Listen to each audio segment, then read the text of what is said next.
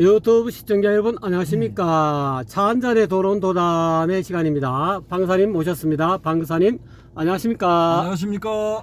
예, 오늘의 주제는 원효대사의 일심과 화쟁이라는 주제를 가지고 돌아온 도담을 나누어 보도록 하겠습니다. 이 방사님 여기가 어디입니까? 여기가 어디냐면요. 예, 바로 여기입니다. 여기. 예, 경상남도 양산시 천성산길 772 조금만 더 있으면 나옵니다. 또 나옵니다. 예, 727-8이네요. 여기가 어디냐 하면은 천성산 원효암이 되겠습니다. 암자 천성산 원효암. 거기를 좀 전에 갔다 왔거든요. 갔다 왔는데 저쪽 방향에 있습니다. 제가 손가락 가리키는 방향에 있는데 이 천성산이 920m인데 최고 높이가 920m입니다. 그런데 그 920m에 한 8분 응선점에 있답니다. 그럼 한 700m에서 뭐 750m 정도 뭐 그쯤 되는 것 같습니다. 근데 차가 지금 현재 여기가 원효암에서 800m 떨어진대요. 차가 한 100대 정도 들어갈 수 있는 널찍한 공터가 있습니다. 예, 짜게 들어가면 한 100대 들어갈 것 같습니다. 예, 지금 안개 비가 오는 관계로 안개 비슷하게 끼어 있습니다. 오늘이 5월 5일 어린이날인데 예, 부산과 그 인근의 양산, 지금 여기는 양산인데 비가 많이 오는 관계로 어린이날이 참 흐린 어린이날을 비 오는 어린이날이 되었습니다. 그래서 여기 제가 이제 전성산 원효하면은 제가 오자 해서 이제 왔는데요. 왜냐 여기가 이 원효 스님하고 인연이 있는 곳입니다. 원효암이니까 확실하게 이제 당연히 원효 대사하고 관계가 있어야 되는 곳이겠죠.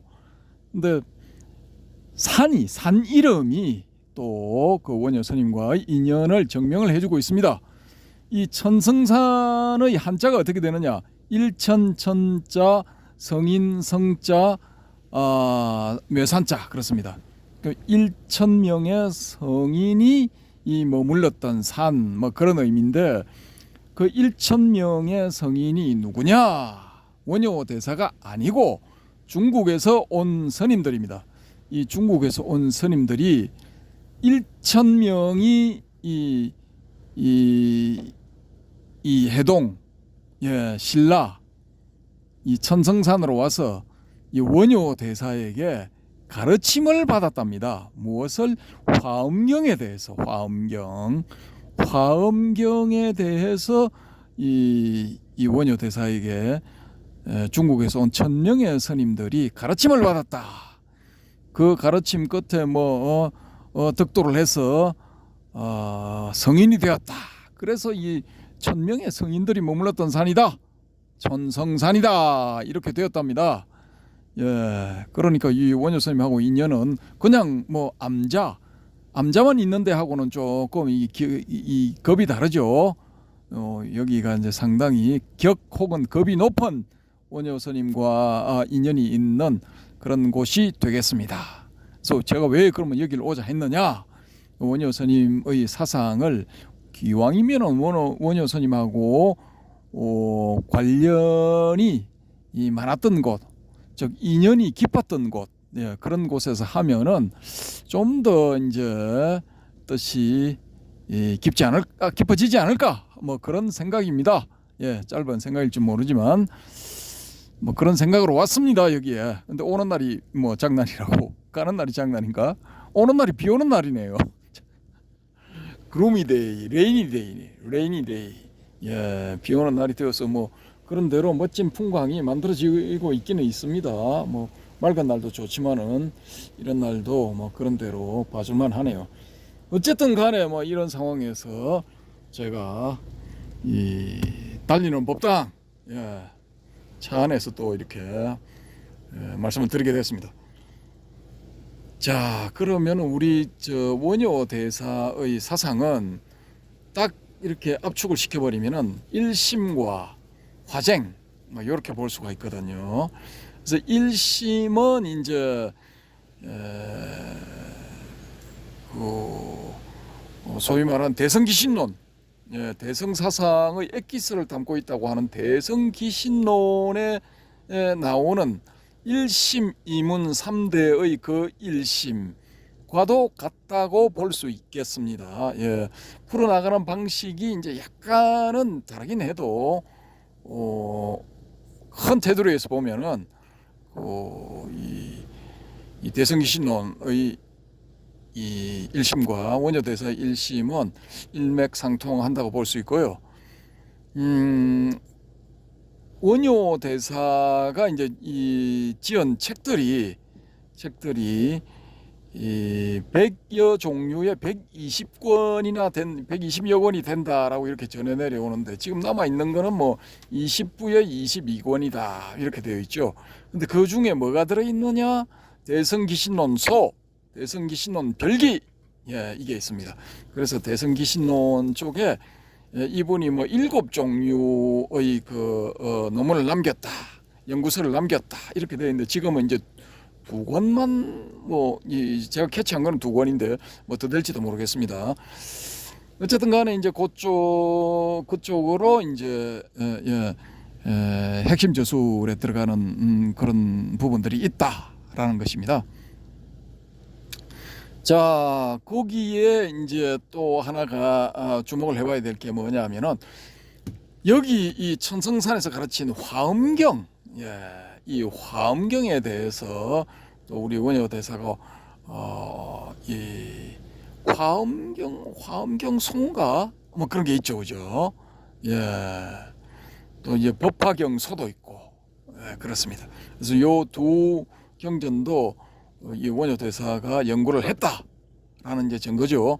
또 열반경 종룡가, 열반경의 이제 핵심되는 사상 뭐 그런 식으로 해서 또 이제 제목을 열반경 종료라고 달고 또 거기에 대해서 이제 내용을 쭉 전개시켜 놓은 게 있죠, 그죠?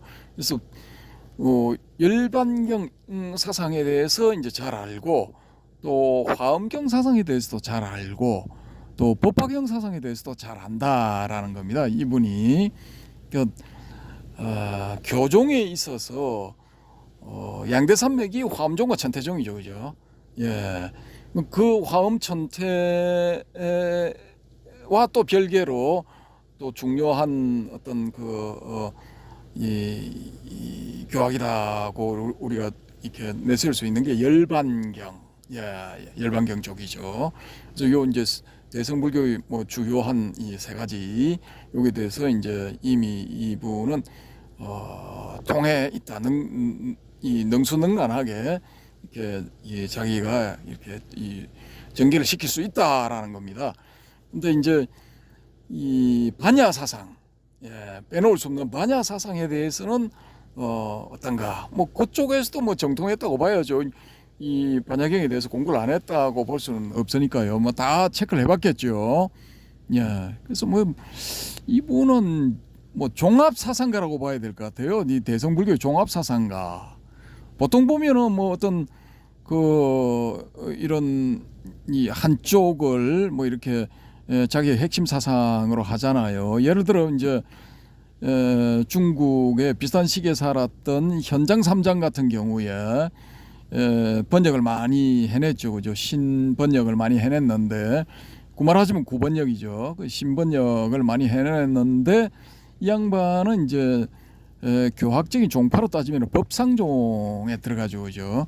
근데 법상종에 들어가는데, 이 원효스님은 이제 해동에 오교 구산할 때 그 오교의 법성종에 들어가기는 해도, 이 자신이 이제 남긴 논문을 기준으로 봤을 때는 다양하게 이렇게 남겼다라는 거죠. 그러면은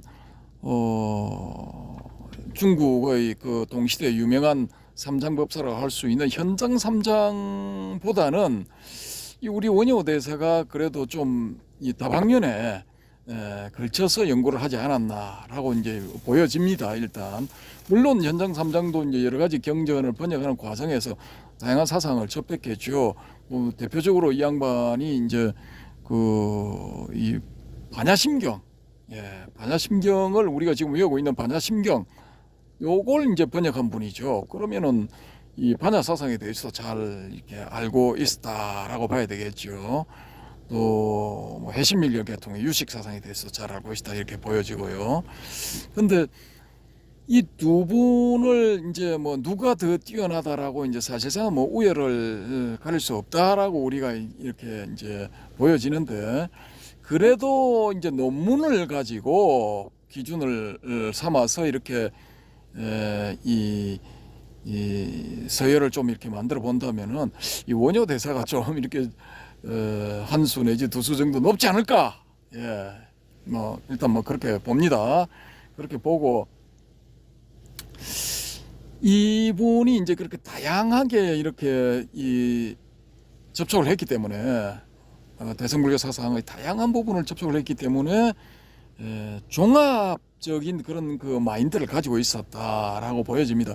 그 종합적인 마인드를 가지게 되면은 열반경 사상, 화엄경 사상, 그 화엄 사상이죠. 열반 사상, 화엄 사상, 전태 사상, 기타 이 반야 사상 뭐 이런 쪽으로도 나름대로 다 정통했기 때문에 그 공통 분모들이 이제 이 원효 대사는 알고 있었을 거란 말입니다. 그 공통 분모를 알고 있다는 것은 뭐냐면은 이걸 종합적으로 설명을 할 수 있다는 거야.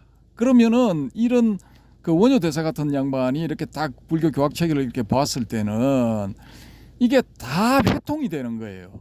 이 양반한테는 반야 사상이 예를 들어 공자 하나를 딱 던져주면은 이 공을 가지고 반야 사상만 해석을 해내는 게 아니라 열반 사상, 화엄 사상, 법화 사상, 전태 사상, 또 이 밀교 사상, 뭐 밀교 쪽도 좀 이렇게 되어 있었다고 봅니다. 왜냐하면 그것도 밀교 사상가들이 활동을 하고 있었거든요. 원효 스님 당시에 명랑 스님도 있고 뭐 몇 분이 계시더라고요. 주요한 그 밀교 사상의 대가들이 좀 계셨더라고요. 제가 파보니까 좀 있어요.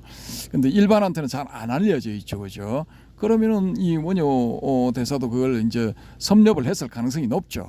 그래서 그렇게 이제 이런 분들한테는 어떤 뭐 열애장이면 열애장, 예, 또 이제 아레아식이면 아레아식 이런 걸 탁 던져주면은 그 열애장 사상만 이렇게 이제 이야기를 하는 게 아니라 뭐 지론적 남도파에서 뭐 이렇게 비롯해 가지고 뭐 어쩌고 뭐 80과 90의 관계 설정 뭐 이런 것만 이야기하는 게 아니고 자유자재로 그 부분에서 이제 중관 사상도 뽑아낼 수 있고 전태 사상도 뽑아낼 수 있고 화엄 사상도 뽑아낼 수 있고 뭐 다 뽑아낸다는 거죠. 그러니까 이 양반은 이 원효 대사의 머릿속에 들어있는 교학 체계는 어느 한 분야가 아니라 전체가 통으로 이렇게 노는 거예요. 통으로. 예. 한 부분에 한 글자만 딱 던져줘도 머릿속에서 통으로 모든 게 다 떠올라 동시에. 그것도 조직적으로 다 논리적으로 다 이치에 맞게끔 딱 이렇게 풀어낼 수가 있어요. 이게 아주 대단한 양반이죠. 이게 이 불교라는 이 분야에 있어서는 특히 대승불교 분야에 있어서는 타의 추종을 불허하는 그런 독보적인 존재라고 볼 수가 있겠죠. 그래서 이제 이 원효 스님 같은 경우에는 백부논주라고 이렇게 이제 불리기도 했답니다. 백부논사가 아니라 백부논주, 백부의 그 불교 논리의 주인공, 주인, 이렇게 불렸답니다. 그리고 또 이제 고려 숙종 때 뭐 12세기 말경 한 1100년쯤인가 뭐 곧 좀 앞인가에 양반한테 이제 이 고려 숙종이 이 화쟁국사라는 대성 화쟁국사인가 뭐 이 존호를 이렇게 바칩니다. 그래서 그때부터 이제 공식적으로 이 양반은 이 원효 대사는 화쟁국사라는 이 아주 명예스러운 이런 그 별칭을 가지게 됩니다. 이제 이 화쟁국사라고 붙인 거는 아까 제가 말씀드린 대로 이제 사상적으로 다 통했다는 거예요. 전부 다 통했다는 거고, 그렇게 통했기 때문에 교종에 두루두루 통했기 때문에 그걸 이제 신문 화정론이라는 책 제목이 대변하듯이 모든 그런 이 대승불교의 사상을 다 이렇게 이 화정이라는 건 부딪히는 부분이 없이 아주 부드럽고 이 적확하게 정확하게 다 이렇게 풀어낸다는 거예요. 풀어낼 수 있다는 거예요. 우리는 이 능력이 안 되는 사람들은 이제 사상적으로 전개를 해 들어가다 보면은 이게 부딪히거든요. 부딪히는데 이분은 그걸 다 이렇게 부드럽게 요리를 해낼 수가 있어. 그러니까 이 신문의 어떤 사상들을 모아서 그걸 화쟁이라는 하나의 요리로서 만들어낼 수 있는 능력자라는 거죠. 대단하지 않습니까? 지금 제가 이제 두루뭉술하게 이렇게 말씀을 드리는데 이거 들어가면 복잡해지기 때문에 이렇게 말씀드릴 수밖에 없어요. 그런데 이 모든 이분 사상들의 근저에 있는 핵심이 뭐냐면은 일심. 예, 일심이 항상 이분은 근저에 있다라는 겁니다. 그럼 이 일심이 왜 그러면은 이 원효 사상의 근저에는 일심이 있을 수밖에 없느냐? 그건 자기 체험에서 이 일심을 이제 자기는 체험적으로 깨달았기 때문에 일심이 있을 수밖에 없다라는 겁니다. 왜냐? 이분이 두 번 이 중국 유학을 시도를 하죠, 그죠? 그 33세 때 한 번, 여기는 이제 650년경이 됩니다. 그 다음에 44세 때 이 17년생이니까 617년생이니까 33하면 650년경이 맞죠, 그죠? 그 다음에 44세 때 한 번 시도를 하니까 664년경에 또 한 번 시도를 합니다. 그렇게 해서 이제 두 번 시도를 하는데 두 번째 시도했을 때 그 유명한 이제 해골 바가지의 물 사건이 이제 전설처럼 전해 내려오고 있죠, 그죠? 이 정사에서는 이걸 이제 아니다라고 하는데 야사에서는 기다 맞다라고 하는 그런 케이스입니다. 삼국유사에 전해져 내려오고 있죠. 삼국유사가 아닐 수도 있겠네요. 헷갈리다 이거. 어쨌든 간에 그런 그 과정을 거쳐서 이분은 이제 자기가 이 마음에 대해서 이 마음이라는 게 과연 어떤 것인가, 마음이 어떤 식으로 작용을 하는가, 마음이 어떤 식으로 우리를 기만하기도 하고 또 우리의 어떤 그 정신 상태를 고양시키기도 하는가, 더 높은 상태로 끌어올리기도 하는가라는 것에 대해서 이렇게 체험적으로 깨닫는 양반이죠. 그래서 거기에 이제 마음이 생기니까, 마음이 움직이니까 다른 뭐 여러 가지 뭐 그게 생기고 마음이 조용해지니까 또 이제 거기에 따라서 어떤 좋은 그런 상태가 생긴다. 라는 뭐 그런 시도 짓고 해서 도로 돌아와 버렸죠. 지금 뭐 그 내용이 정확한 내용은 삼삼합니다. 여러분이 한번 찾아보시면은 그 다 나와 있습니다. 포털 같은 데 찾아보시면은. 어쨌든 간에 이분은 마음의 어떤 마음이 어떤 것인가, 마음이 어떤 기능을 하는가에 대해서 이제 나름대로 체험적으로 깨달아 버린 거죠. 이론적으로 문자를 통해서 공부한 게 아니라 자기가 실체험을 한 겁니다. 그래서 결국은 이 원효대사라는 분의 이 양반의 그 사상 체계에는 일심이 깔려 있을 수밖에 없어. 그러면은 지금도 우리가 이 양반의 사상 체계를 설명을 할 때는 뭘로 가지고 해야 되느냐? 일심으로 해야 된다는 거예요. 일심으로. 자, 그러면은 여기서 우리 해동성인 주절대사 우리 회원님 일심에 대해서 한번 제가 이제 돌발 질문. 자, 이 원효대사의 이 사상, 모든 사상의 근저에는 이 일심이 들어 있다는데, 자, 그러면 원효대사의 이 일심에서 우리가 소위 말하는 깨달음을 얻으려면은 어떤 식으로 해야 될 것인가? 선종에서 말하는 그런 직지인심 견성성불 할 때의 그 직지인심의 심과 원효대사의 사상 근저에 있는 심과 이게 같겠습니까? 다르겠습니까?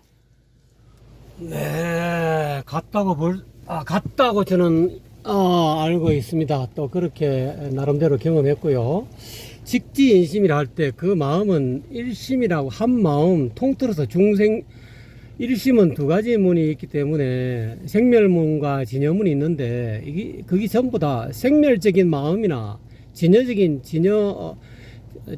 마음이나 그것이 다 일심에서 나왔기 때문에 이것을 뭐 가려서 분별하는 것 자체가 이게 어불성설이 있는 것이고, 뭐 직지인심할 때 그 마음은 어떻게 보면 뭐 불심이라고 딱 꼬집을 수 이렇게 분별해서 하기보다는 모든 것을 다 멍뚱그리는 일심이라고 볼 수 있죠.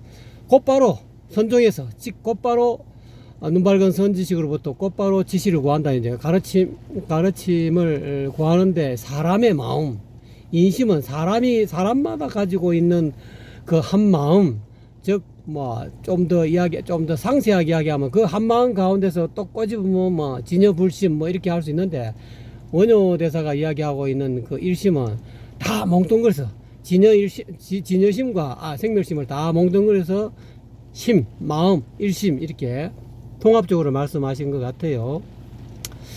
그래서 뭐 그러기 때문에 뭐 견성성불 그 마음을 이제 제대로 지시받아 갖고 마음자리가 어디 있는가를 확연하게 선지식으로부터 이렇게 가르침을 받으면 은하대오하게 되면은 견성성불한다. 그 견성성불도 제가 보건대는 그것도 일종의 그 가려서 분별한 건데, 왜 사람들이 마음을 똑바로 안 쓰고 이 마음에는 본래 이 진여심 쪽으로 마음을 안 쓰고 생멸심 쪽으로 자꾸 마음이 흘러가다 보니까 어쩔 수 없이 진여심을 끄집어내 가지고 그 진여심 가운데서 뭐 핵심되는 것이 성이다, 성품이다. 마음의 진여를 이제 성품 성자로 표현한 것이고, 성불한다. 이것도 이제 뭐 삼조 성찬돼서 신신명을 따지면은 뭐 가려서 단막청에 뭐라고 앞에 나와서 뭐 단지 뭐 지극한 돈은 뭐 어렵지 않다. 다만 가려서 유염간대 가려서 분별하는 마음만 사라지면 그것이 부처다 이 말이죠. 근데 이제 그 왜 그러냐면 가려서 분별하는 그 마음 자체를 내려놓으면 본래가 일심 그대로다는 거예요. 일심 그대로인데 그 가운데서 사람들은 일심에는 두 가지 면이 있다는 것을 간과하기 때문에 일반 중생들은 그 생멸심만 자기 마음인 줄 안다는 거지. 그게 아니고 그 생멸심은 파도로 따지면은 거대한 그 바닷가에 파도 가운데 위에 치는 그 부서지는 그 생멸심은 파도일 뿐이지만 그 밑에는 건조에는 유효하게 파도치지 않는 그런 진여의 마음이 있다는 게, 진여의 마음을 사람들은 깨닫지 못하고 그냥 생멸의 마음만 깨닫고 그것을 자기 마음이라 여기지만은 서가모니 부처님은 그것이 전부 다 공하다. 그래서 초기 불교에서는 그것을 전부 다 막 현상계의 어떤 그 오온을 끄집어내 가지고 그런 마음은 다 생멸심이다, 공하다. 거기에 끄달리지 마라. 그거를 그래서 이야기하고 있는 그 생멸심이 텅 비었다라는 것을 깨달으면은 바로 그냥 성불이다.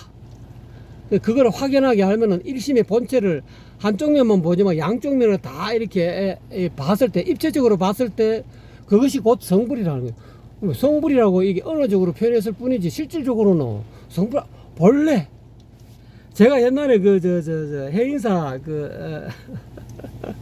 군종 장교 해인사에서 군종 우리 조계종에서는 군종 장교 후보생들이 모여가지고 그 법문을 듣고 또 이렇게 군종 장교 준비를 하고 있는데, 거기서 어느 스님인데 누군지 모르지만은 그 장반이 그 스님이 그런 말을 하길래 본래 성불이란 말을 한번 하시더라고요. 그거 내가 본래 성불이면 뭐 닦을 게 뭐가 있어. 근데 왜 저런 말을 자꾸 하지? 근데 그때는 제가 그 말을 뭐 질문할 것도 아니고 했는데, 지금 와서 말 듣고 보니까 그래, 이 망심 하나만 가려서 분별하는 이 망심 하나만 내려놓으면 뭐 구처를 구할 것도 없고 있는 그대로가, 우리가 지금 보고 눈으로 지금 비가 오는 이 사바세계 자체가 막 연화장 세계가 아닌가. 그래서 원효 대사가 이야기하고 있는 그 일심과 직지인심의 그 마음은 똑같다는 거죠. 일심인데 그거를 또 직지인심에서 그 인심을 뭐 중생심이다라고 또 분별해서 하면은 뭐 중생심이 포함되어 있는 거니까요. 뭐 이렇게 볼 수도 있고 저렇게 볼 수 있는, 저는 직지인심이라 할 때 그 마음은 일심이라고 저는 또 주저리 했습니다. 예, 감사합니다. 뭐 일단은 같이 보시네요. 저는 이제 조금 다르거든요. 좀 왜 다르냐면은 이 원효 대사가 지난 시간에 한번 이제 말씀을 드렸는데, 원효 대사와 의상 대사는 이 선종에 대해서 알고 있었을까? 저는 좀 무지하게 궁금했거든요. 이 우리 저 한반도에서 전개될 때는 오교가 먼저 생기고 구산이 나중에 생긴단 말입니다. 오교는 660년경에 이제 백제가 멸망하고 반도의 이제 남부 지역, 어떤 분들은 이제 대륙 그 삼국을 주장하는 분들은 이제 부인하시겠지만은 일단은 이제 반도 삼국이라고 해봅시다. 이 반도 삼국의 남부 지역을 통일을 했을 때 그 무렵에 이제 오교가 서서히 형태를 갖추어 간단 말입니다. 그렇게 해서 이제 668년에 고구려도 이제 이 멸망을 시키고 고구려 남부 지역 거기 일부분을 이제 편입을 시키죠. 그렇게 해서 이제 통일 신라 시대에 가면은 오교가 이제 꽃을 피우고, 또 한 150년쯤 지났을 때 이제 신라 말기 시대가 되면은 요 7세기 8세기 후반입니까? 8세기 후반 뭐 이쯤 되면은 이제 구산이 서서히 이제 등장을 하게 되죠. 근데 이런 해서 이제 9세기, 10세기 이렇게 10세기 초반까지 한 100여 년 걸려 가지고 이제 구산이 성립이 된단 말입니다.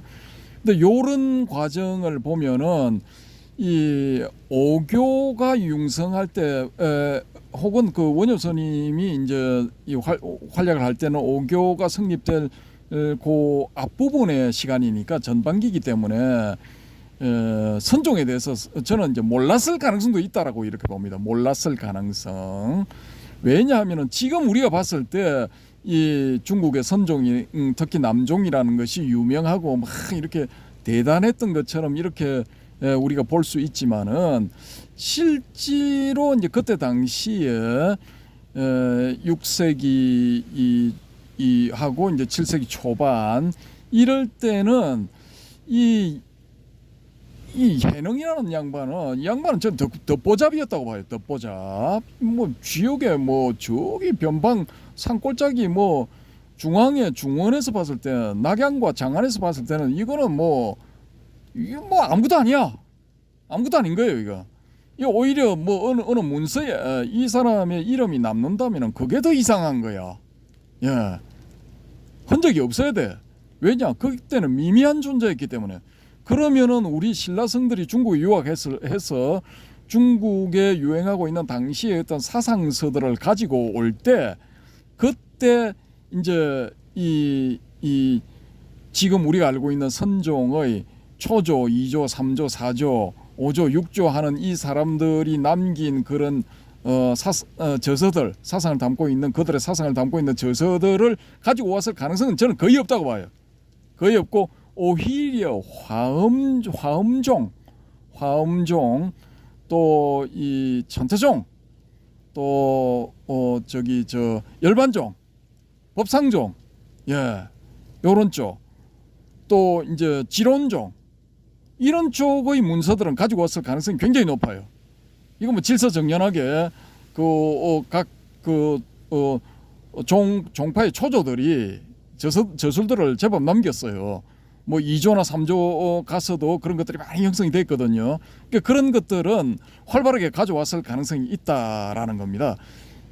가령 예를 들어 가지고 그때까지만 해도 대륙에 이제 고구려, 백제, 신라가 있었다라고 가정을 하면은 이건 뭐 그냥 엄청나게 활발한 교류가 있었다고 볼 수가 있다고요. 그렇게 보면은 남쪽에 있는 아주 미미한 존재인 선종 중에서 남종 같은 경우에 이 관련된 문서를 입수했을 가능성이 있다고 보거든요. 그런데 만약에 이미 원효 스님이 활동할 당시에는 주 무대가 삼국의 주 무대가 반도였다 할 것 같으면은 지금의 한반도에서 주 무대로 삼아서 활동을 했다라고 우리가 가정을 해 보면은 아주 미미한 존재에 불과했던 그 남종에 대한 정보는 거의 없었을 거라고 봅니다. 거의 뭐 그런 사람이 뭐 움직이고 있다라는 그런 정보는 캐치를 했을지라도 그 위의 정보는 이제 거의 뭐 핵심 사상이라든지 뭐 이런 거는 캐치를 못했을 가능성이 높다. 저는 일단 그렇게 봅니다. 그럼에도 불구하고 이 양반이 신문화쟁론이라는 저술 같은 걸 통해서 소위 말하는 통불교, 모든 대승불교 사상을 하나로 통일하는 일통하는 그 통불교의 사상, 그 근저에 일심으로서 다 이 밀어붙여서 염주알 꿰듯이 모든 사상을 꿰어서 회통시키는 그 능력은 충분히 가질 수 있었다라고 저는 보거든요. 뭐 아까 말씀드린 마음이 어떤 존재이며 어떤 그 기제를 가지고 기능을 하는가라는 데 대해서 자기가 실정적으로 체험을 했기 때문일 수도 있고, 또 화엄경 사상에 보면은 사종무예 사상이 나오잖아요. 이 이무예, 사무예, 이무예, 사사무예, 이사무예, 뭐 이게 네 개가 나오죠, 그죠? 그러니까 이 양반은 이제 그 중에서 최종 단계라고 할 수 있는 사사무예의 단계, 이것도 이제 이치적으로는 환하게 꿰뚫고 있다라고 일단 보고요. 또 말년에 이 양반이 이제 소성거사다라고 이제 파괴하고 난 다음에 뭐 요속 공주인가 뭐 하는 뭐 알려진 그런 여인하고 뭐 좀 살다가 뭐 한 2, 3년 살다가 또 그냥 독립해가지고 홀로 살아요. 홀로 살면서 이제 파괴를 했으니 나는 거사다 해서 머리 기르고 소성거사하고 이거 박바가지 하나 해가지고 그걸 가지고 두드리고 저작거리에 돌아다니면서 무예 뭐 이렇게 외쳤다고 그러잖아요, 그죠? 근데 그 비슷하게 살았던 분이 그때 원효 스님하고 비슷하게 겹치는 분이 대한대사야, 대한대사. 그분은 이제 바가지에 이제 곡차 마시고 막 술에 취해가지고 얼큰하게 취해서 저작거리 돌아다니면서 박 두드리면서 대한 했다고 합니다. 크게 안심하라 혹은 크게 안정되어라 라는 그런 거죠. 그러니까 걱정 마라 이 말이야. 걱정 말고 막 열심히들 살아라 이 말이야. 이 좀 이렇게 넓게 해석을 해보면요. 그런 비슷한 사람이 있었다는 거예요. 이 원효 스님이 무예라고 외쳤다. 어떤 것에도 걸리지 마라. 일체 무예인이 되어서 일도출 생사해라. 생사에서 나오는 한 길, 그 길을 캐치를 해라라는 그런 의미죠, 그죠? 근데 그렇게 하면서 이제 성속에 걸림 없이 이렇게 무예자재하게 살았다라고 이렇게 봤을 때는 그 사사무예의 도리도 이 양반이 이제 체험을 하고 있다라고 우리가 유추를 해볼 수가 있단 말입니다. 그러면은 이 양반이 이제 원효 대사가 이제 인생 후반기에 이제 살았던 그런 행장을 보면은 이 중국의 그 선사들이 남종의 선사들이 살았던 그런 거하고 비슷해요. 남종 선사들 이제 우리가 뭡니까 경덕 전등록을 하면서 이제 본격적으로 들어갈 건데 이 양반 굉장히 소탈하게 살았거든요. 대부분이 소탈하게 살았어. 물론 이제 고려 시대에 나홍 화상이라든지 뭐 또 백운 수단 말고 또 나홍하고 또 무슨 뭐 공인가 뭐 또 있죠, 그죠? 그런 사람들이 이제 그분들이 아니구나. 그분들이 아니고 이제 원나라 때 이제 몽골족 황제들이 이제 거기도 불자니까 이 선종의 고성들을 불러서 이렇게 법회를 하고 할 때 그 고성들한테 올리는 이제 그 고성들이 황제에 올리는 글이 있어요. 그 글에 보면은 이 황제에 대한 공치사를 무지하게 해. 근데 이건 선종의 스타일하고는 전혀 안 맞아요. 완전히 반대되는 거야. 근데 이건 이제 형식적인 문장이겠죠, 그죠? 근데 이런 경우를 빼놓고 보면은 대부분의 선사들이 뭐 설법하고 난 다음에 뭐 이렇게 하사품 나오면은 안 받아와요, 안 받아와. 억지로 이제 맡기면은 갖고 와가지고 밑에 다 나눠줘 버려. 자기는 그거 전혀 안 써. 예, 그러니까 아주 금소 소탈 그 간단 명료한 삶, 복잡한 삶을 무지하게 싫어해 이런 양반들은. 근데 원효 대사도 딱 마지막 행장 보면은 이 선사들이 살았던 행장하고 거의 뭐 겹쳐져요. 복사품이야, 복사품. 그러면은 굳이 이 선사상을 가지고 와서 뭐 참선을 하고 뭐 이렇게 안 해도 이미 원효 대사는 그 급에 있었다라는 거야. 그 급에. 예. 그러니까 전혀 교종의 종주라 하더라도 선종 부분의 선종의 선사들과 같이 이렇게 교류를 함에 있었어도 전혀 밀리지 않았을 것이다라고 저는 이제 추정을 합니다. 어디까지나 이제 저의 뇌피셜. 여러분이 이제 일단 이제 원효 대사, 원효 성사, 해동 제일 고성 뭐 이렇게 하니까 선종에도 통했을 거다 생각하는데 이 조사를 해보시면 아시겠지만은 선종하고는 이 양반은 아무 상관없어. 원효 대사는 상관없습니다. 상관없지만은 그럼에도 불구하고 이 행장을 봤을 때 말과 행동을 봤을 때 이 양반은 전혀 이 선사들과 이제 선문답을 해도 밀리지 않는 그런 수준이 올랐지 않았을까? 예, 저는 그렇게 봅니다. 그래서 우리가 이걸 다루면서 이 경덕 전등록을 다루면서 원효 대사의 사상과 이제 연관되는 그런 부분들이 좀 나올 수가 있거든요. 그렇게 이제 중간중간에 나올 때 그럴 때 그 부분에 대해서도 제가 이제 화두 삼아서 또 공부 삼아서 그런 부분에 대해서도 한번 이렇게 같이 캐치를 이게 연구를 한번 해보자고요. 예. 그래서 오늘은 이 원효 대사의 발자취가 남아 있는 원효 대사가 이 1000명의 중국성 유학생들이죠. 그런 유학생들. 이것도 또 대륙에 있는 그 신라의 천성산이 있었다 할 것 같으면은 이거 그냥 뭐 바다를 안 건너도 되니까 1000명이나 되는 손님이 쉽게 모였겠죠, 그죠? 쉽게 모였을 것이고, 이게 이제 반도에 있는 천성산이라고 할 것 같으면은 조금 이제 힘들죠. 1000명이나 되는 사람이 배를 타고 넘어와야 되니까. 그래서 다음에 날이 좋을 때 다음에 한번 와서 정상에 가서 과연 1000명이나 되는 스님들이 와서 여기서 이제 원효 스님한테서 화엄경 강의를 들을 만한 여건이 되는가, 지형적인 여건이 되는가, 그 부분에 대해서 이제 한번 확인을 해드리겠습니다. 여기서 한 2km 정도만 이렇게 산길로 올라가면은 정상봉이랍니다. 원효봉, 이 천성산 정상 원효봉이랍니다.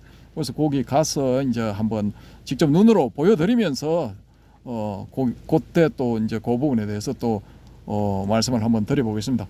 이상으로 천성상 원효암 인근에서 원효 대사의 1심 사상과 화정에 대해서 말씀을 드렸습니다. 예, 주절 대사님 받으세요.